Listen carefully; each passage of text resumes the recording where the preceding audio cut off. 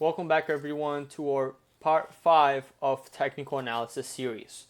So this technical analysis series video is going to be about moving average. How do I add a moving average? How do I use it? All right, so let's go over here on the top of our trading view chart and click indicators.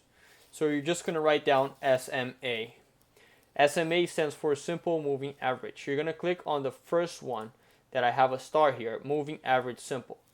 All right, and now you're going to edit, you're going to click twice on top of it, and you're going to write down 14 over here, and underneath 21.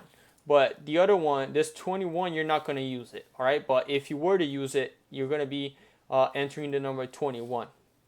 And then here, you have the moving average and the smoothing line. So you can click and edit however you want to do it, all right? So I'm going to have it yellow so it shows brighter and basically gets more attention, but I usually have it in blue or this gray above the second blue over here, which for me is much better.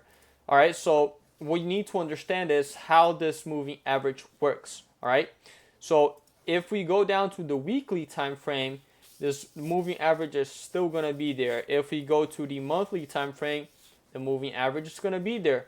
But what is the moving average, right? It's just an indicator, right? It indicates trend and basically where price is fluctuating. So there's two things you need to understand.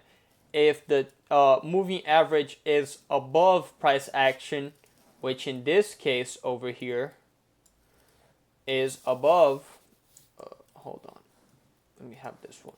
So which in this case, the moving average is trading above price action, and price action is over here. So this is price, right?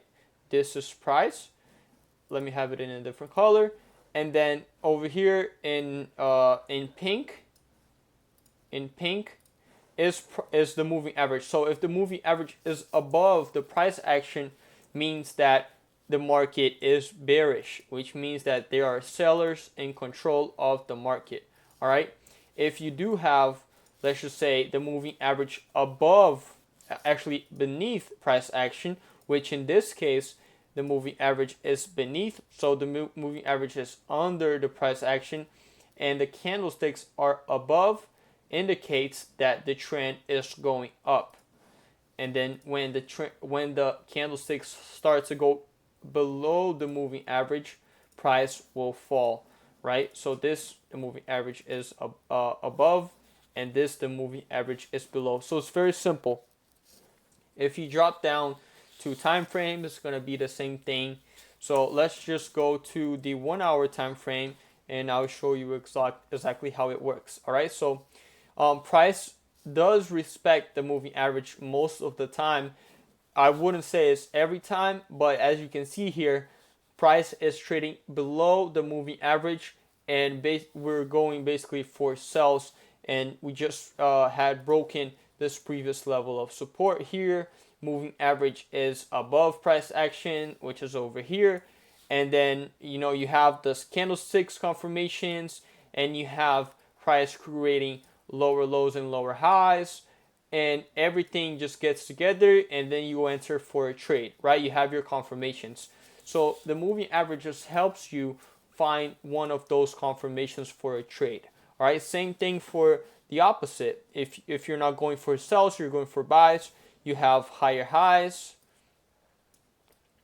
You have the trend line going over here, and then you have a break of the trend line over here, and you're trading above the price action. So price is going here.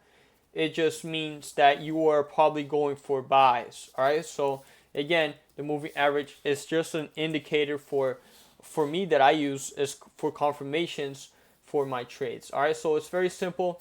I don't complicate it too much. If I do see like this is a great example. If I do see like the moving average, but like in the middle of price, like the moving average here, and then price action all the way around it, and not giving me any confirmations, I will just stay out of the market, and because it's probably going sideways. But once we break this level, and we basically go for for buyers, and you start trading above the price action here, as you can see, price goes bullish, and then I'll enter for a trade. All right, same thing again. Let me go back here.